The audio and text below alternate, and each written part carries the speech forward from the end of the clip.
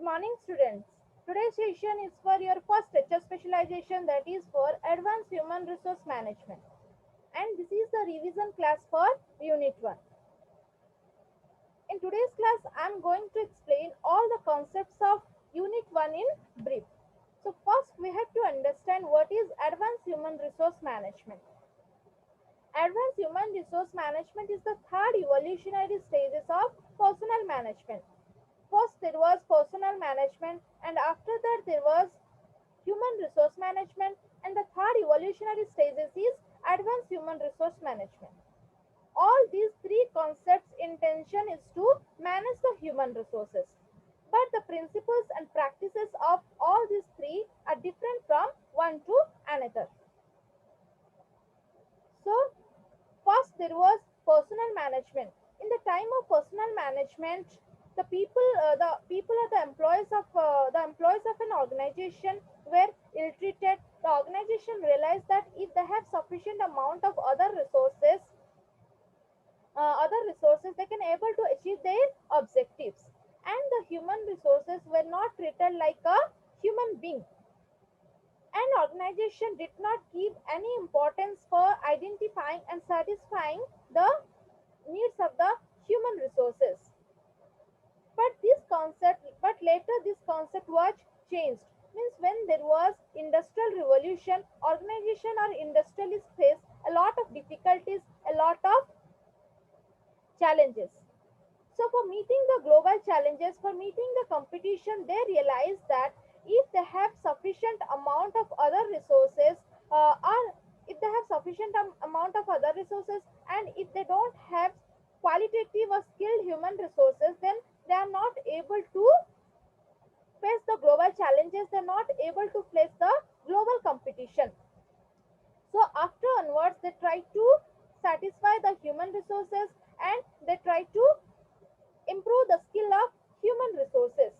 So for motivating the human resources, whatever the policies of human resources, they revised, and they add some new policies to the existing human resource policy, and after that they also add some new functions to the operative function of personnel management, and again it is renamed as human resource management. So human resource management is the second evolutionary stages of personnel management. And continuously organization realize the importance of human resources. The human resources plays an important role for achieving the organizational objectives. So for that reason, means for motivating the human resources, or for retaining the talented human resources, time to time organization revised or modified its HR policies, and again organization adds some new functions to the operative function of human resource management. Again that is renamed as advanced human resource management. So advanced human resource management is the third evolutionary stages of personnel management.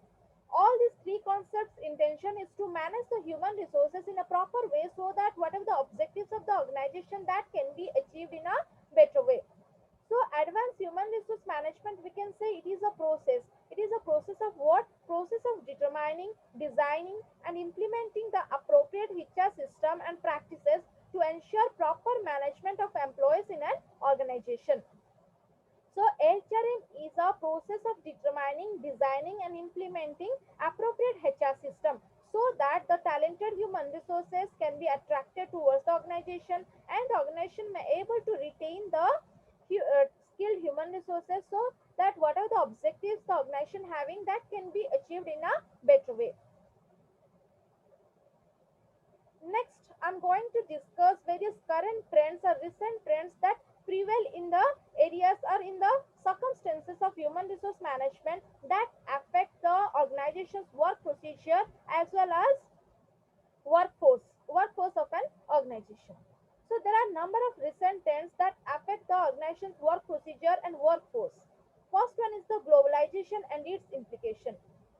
When the globalization policy was introduced, then whole world's business whole world's business come under one roof. Means a developed nation's business enter into a developing nation for trading purpose, so that the developing nations industrialists or developing nations organization faced a lot of competition, a lot of challenges. So for meeting the competition for surviving, for meeting the competition of for survival, the organization required to change their work procedures, and organization also required to attract the talented human resources. So this factor is this trend, that is globalization, and its implication also affect the work procedure and workforce of an organization. Next is the workforce diversity. Previously, the organization having previously the organization having homogeneous workforce, but nowadays the organization having heterogeneous workforce means the organization having different culture, organization having the people of different culture, different backgrounds, and different religious groups. So there are many chances for arising conflict between these people. So it is the responsibility of human resource manager to develop a suitable mechanism to bring harmony, peace within the organization, so that the work can be done in a coordinated manner. Next trend prevail in the areas of HRM, that is change in skill requirement.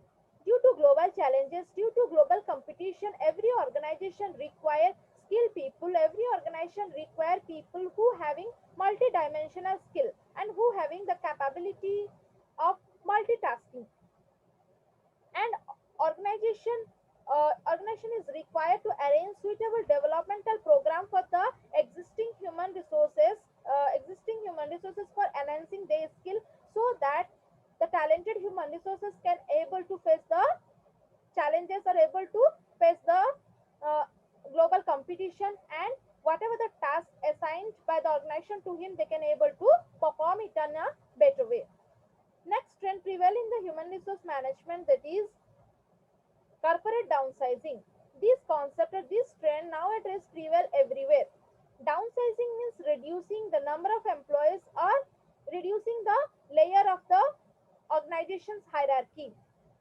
So for reducing the total cost or for improving the communication system, organization nowadays wants to delayer some delayer some levels of the organization, and after that organization also want to reduce the number of human resources.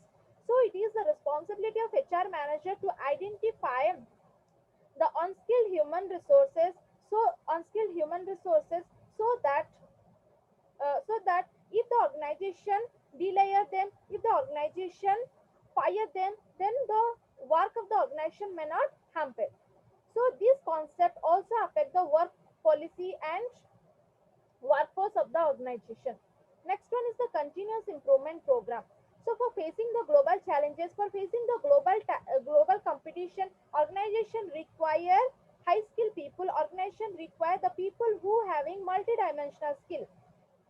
So for that reason, organizations HR manager try to develop suitable mechanism for attractive, talented human resources towards the organization. Again, the HR manager conduct some or arrange some developmental program for the existing human resources for enhancing, for improving their skill, so that they can able to do everything in a efficient and effective manner. Next one is the re-engineering work process. If within an organization the existing method is prevail, then the continuous improvement program may may bring a productive result. If the organization 70% work process changes, then the continuous improvement program may not bring a positive result, may not bring a productive result. At that time, it is required to reconstruct again the work procedure, and it is required to train the human resources in a proper way, so that they can able to work well with the changed work system. Next one is the contingent workforce.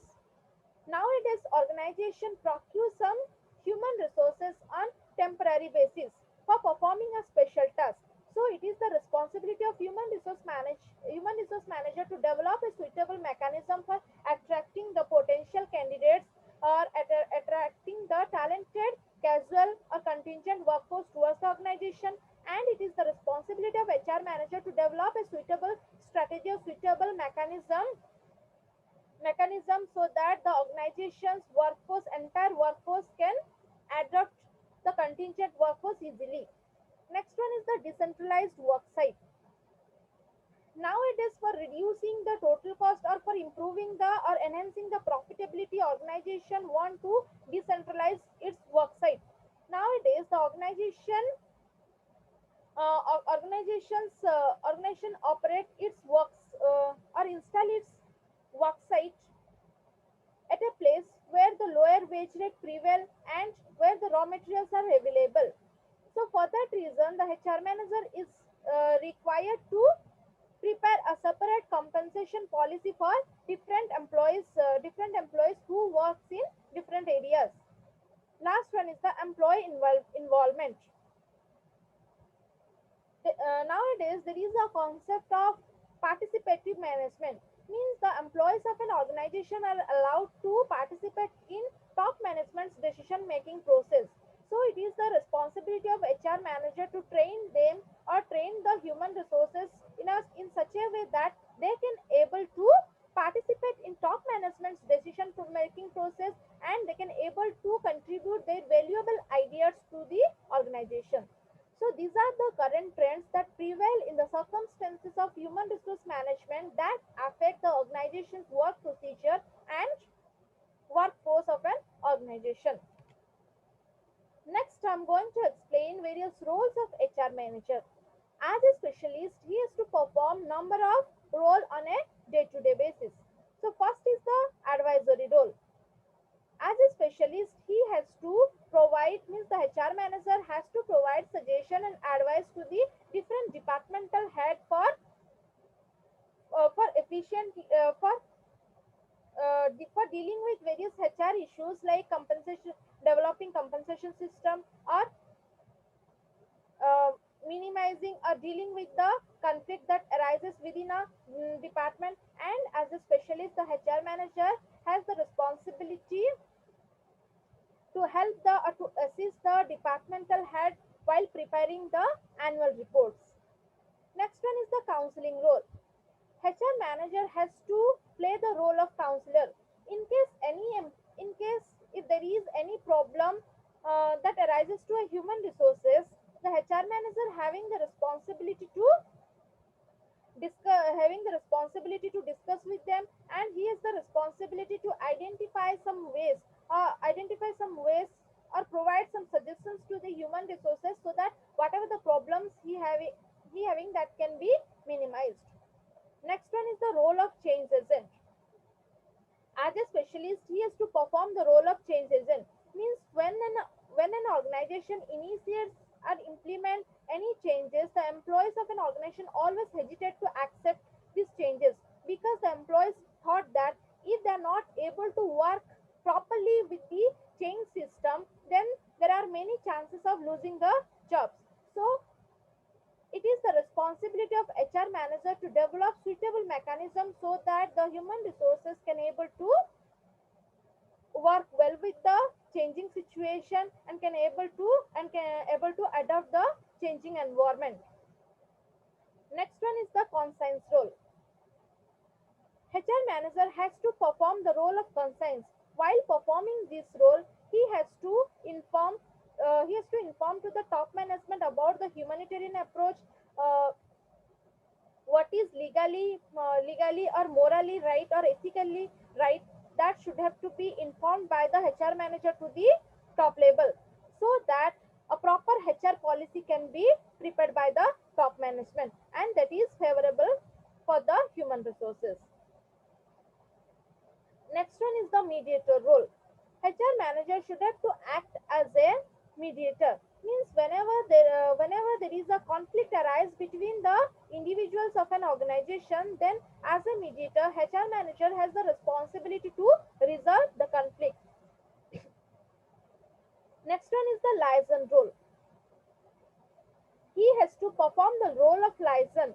Means while performing the role of liaison, he has to act as a representative for the organization as well as for the human resources.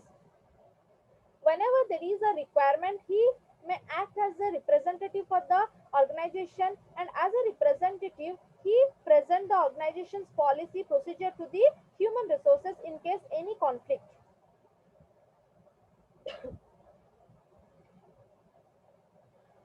In case any requirement, he may act as a representative of the human resources, and as a representative of human resources, he may present the human resources problems to the top management for resolution. Next one is the welfare role. He has the responsibility for suggesting various welfare policies, and he has the responsibility to make various welfare policies for the human resources. Next one is the legal role. While performing the legal role, he has the responsibility to file a court cases, and he has the power to deal with the legal consultant in case of settling any disputes. Next one is the controller role. As a specialist, he has the responsibility to control the whole activities of an organization. If any deviation he finds, then he has the responsibility to minimize this deviation. Next one is the spokesman. HR manager always acts as a spokesman for the company and problem solver. As a specialist, he has the responsibility to solve the problem that arises within an organization. Next concept is line and staff organization structure. In line organization structure, generally the organization divides its whole entity into different sections, into different departments. Again, each department is controlled or headed by a departmental head, and departmental head having the responsibility to control a particular section or a particular department. This is the concept of line organizational structure. So before understanding the line and staff organization structure, first we have to understand what is line organization structure and what is staff organization structure. After that, we can able to understand what is line and staff organization structure. Because this concept or this structure is prepared by taking the advantages from a line organization structure and from staff organization structure. So in case of line organization structure, the organization divide its whole entity into different sections, into different departments. Again, each department is headed by a departmental head, and the departmental head having the responsibility to make their own decisions and control their own department. And every departmental head is answerable to the general manager. In case of staff organization structure, the organization appoints specialized people, means organization appoints 8 specialized people in their operative level, and they have the responsibility to perform a particular specialized task only. Both line organization structure and staff organization structure having some merits and demerits. So to overcome the demerits of both the structure, another structure is developed that is known as line and staff organization structure. In case of line and staff organization structure, first the organization divide whole entity into various sections or into various departments. Again, each department is headed by a different departmental head, and the departmental head having the responsibility to control to control their department, means the departmental head having the responsibility to make their own decisions and implement their decision in their respective area, and they have the responsibility to control their section. But in case any requirement, they can take the help of staff officials in case of line and staff organization structure. Means while implementing some policies, some decision in a particular section, if the departmental head requires some suggestions, some advice, then in case of line and staff organization structure, he can take the, or departmental head can take the help from the staff officer. Means the staff officer can assist the line head or the departmental head for implementing or for making a proper decision, so that they can able to work in a proper way. So this is the concept of line and staff organization structure. Generally in an organization, HR department act as a staff department, or HR manager act as a staff officer for different section or different department of the organization. In case any requirement, he can help, or the HR manager can assist different departmental head for implementing various HR HR policies, and he can assist the departmental head to deal with various HR issues. But sometimes there are many chances of arising conflict between line and staff officials. There are various reasons due to this. There are many chances of arising conflict between line and staff official of an organization. Like if the staff officer blames the line officer for failing the project, if the staff officer take the credit if the project success, and if the line officer doesn't give any importance to the staff officer, or without taking the consent of the staff officer, if the line officer implement the policy, again if the suggestion or advice provided by the staff officer is unpractical, due to this the conflict may be arises between the line and staff official of an organization. And there are number of ways for resolving this conflict, like if the organization appoint a separate staff official who brings the cooperation among this line and staff official, then the conflict may not arise. And if both the staff and line officer take the credit if the success project success, then also conflict may not arise. For failure of the project, if both have to blame, then the conflict may not arise. So there are number of ways for resolving conflict that arises between line and staff official of an organization. Next is motivation. This is the last concept of first unit. So motivation, we can say it is an important tool that improves the productivity of an organization. Motivation, we can say it is a technique that encourages a people, or that encourages the human resources of an organization to encourages the human resources to exert all their energies for achieving the organizational goal.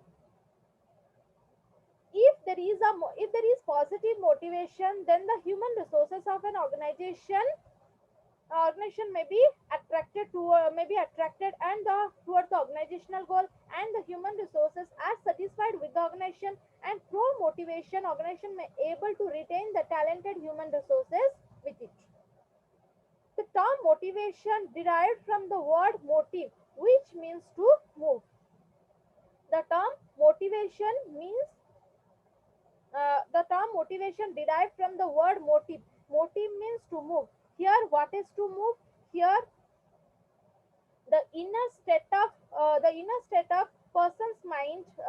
The inner state of person's mind move from present condition to the desired condition. Means in case of motivation, the person's present set of mind moves to the desired condition, desired state. Means whatever the organization want to that state, in case of motivation the person moves. Means in case of motivation the person can able to work as per the organization's desired label. Always motivation is internal to the human resources. If there is motivation, then the person may be attracted towards the organizational objectives or goal. Next is the process of motivation. For motivating a human resources, first the organization is required to identify the need and deficiencies of human resources. After identifying the needs, the organization has to show some attractive reward to the human resources, so that for reaching the goal or for satisfying the deficiencies, the human resources may move, or the human resources may drive with a desired direction. So whatever the objective, whatever the desire task, the organization may able to fulfill. Next one is the motivation is a central issue. So motivation is of two types, that is positive motivation and negative motivation. Now there is another concept, that is motivation is a central issue. Means motivation is a important thing. How it is an important issue, let me discuss in brief. So first, it identifies employees' potentialities. Means whatever the inherent potential it is, the organization may not able to identify if there is no concept of motivation. Through motivation, the employees may attracted, the employees may encourage to exert all their energies. So whatever the potentialities of the human resources that can be identified. Next, it converts the potentialities into performance. In motivation, or in case of motivation, whatever the potentialities of the human resources that can be utilized properly. And motivated human resources always dedicated, committed, and loyal to the organization. So that enhances the productivity of the human resources as well as the organization. Next, motivated employee identify alternative method for performing tasks. Means motivated employee always try to choose the better method for performing the task, so everything can be performed in a most desired way.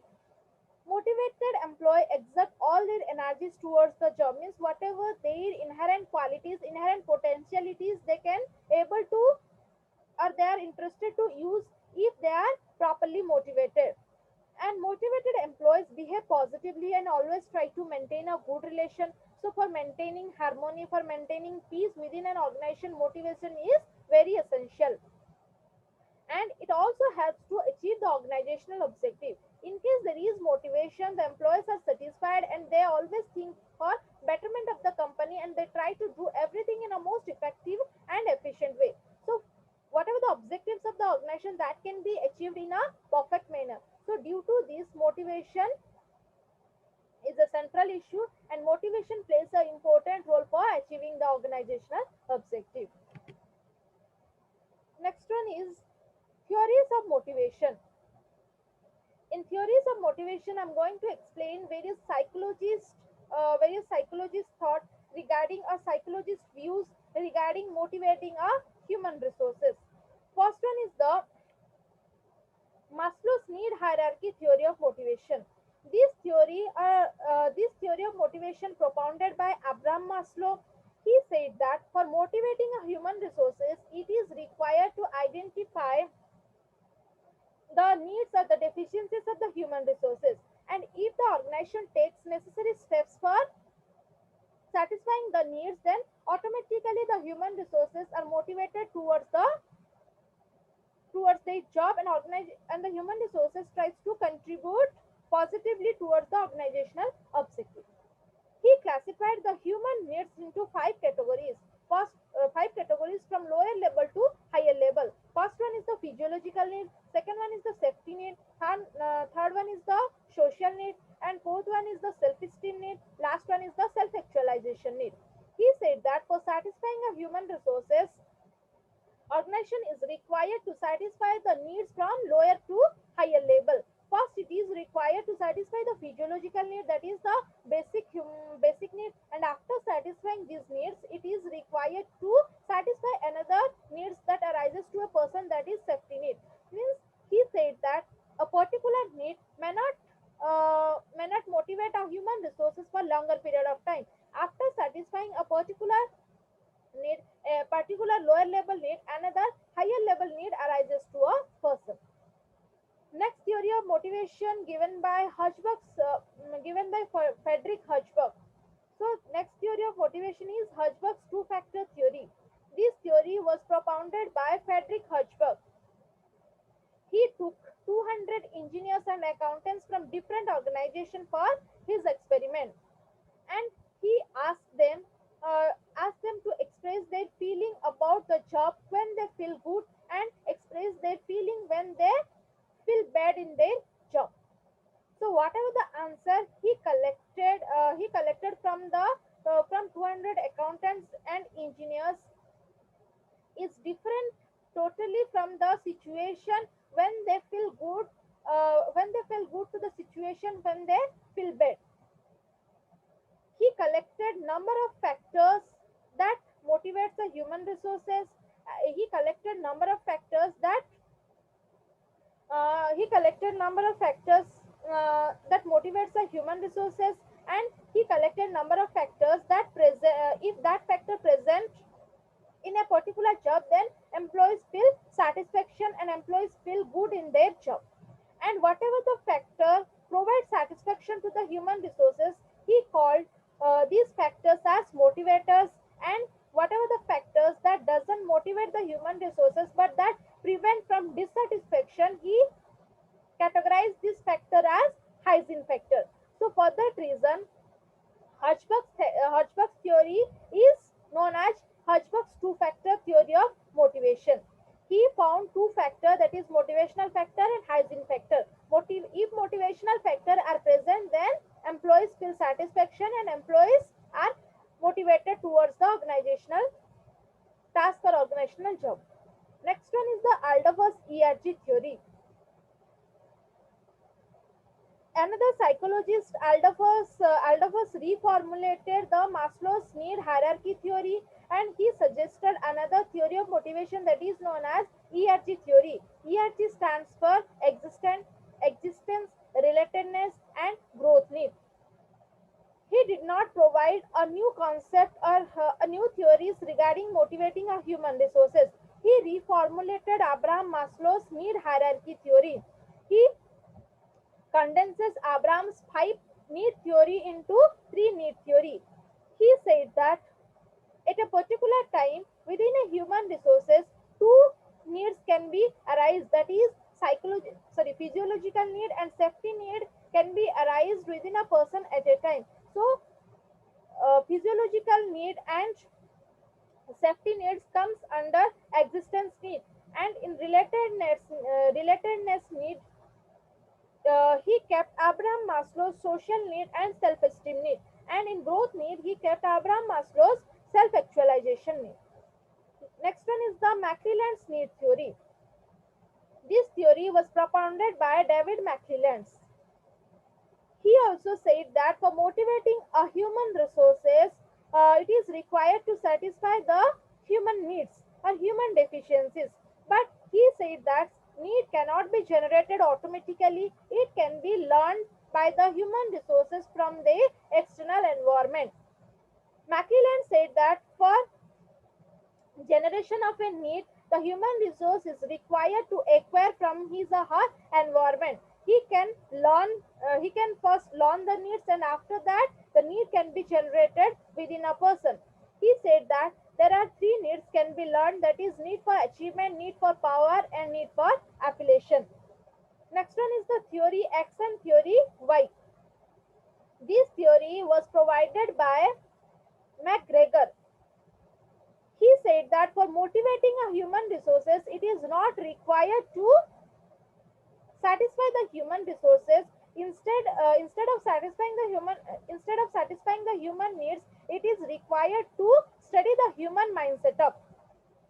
Different person having different mindset up means some person having positive mindset up, some person having negative mindset up.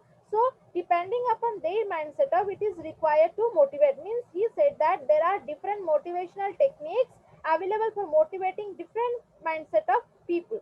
So in theory X, he kept all the characteristics the negative minded people having, and in theory Y, he kept all the characteristics whatever the positive minded people having, and after that he suggests different motivational technique for theory X people and theory Y people. Next one is the theory Z. Theory Z was propounded by Auchi. He kept in his theory he kept some strength point of American management style and Japanese management style. He said that if these strength point or if these policies provided by an organization, then automatically the human resources can be attracted or motivated towards the task. Next one is the Victor Broom's expectancy theory. This theory was propounded by Victor Broom. He said that for motivating a human resources, it is not required to satisfy the human needs.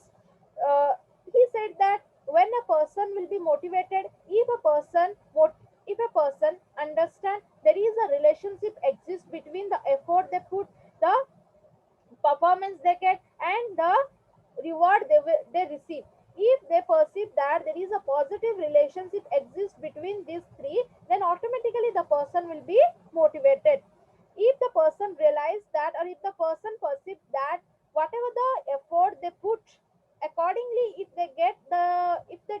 if they receive the reward, then automatically they are interested to exert high level of effort, and if they put high level of effort, automatically their performance enhances, and that leads to a good reward. Next one is the Porter and Lawler's motivation theory. Victor Broom said that if the when a person will be motivated, if they understand there is a positive relation exists between effort they put, the performance they get, and the reward they receive. But Porter and Lawler said that if a person exert high level of effort, that doesn't give guarantee that performance will be enhanced. For enhancing the performance or for improving the performance, certain factor affect, and if these factors means role perceive or ability of a person, if the person perceive the role perfectly, and if the person having proper characteristics or proper qualities, then they can able to achieve a good performance. And after that, whatever the reward they receive, if they satisfy, means if they perceive that they get equitable reward, and that satisfy the person intrinsically or extrinsically, then the person will be motivated. Last one is the Renaissance Likert theory. Renaissance Likert studied different leadership style, and he suggested that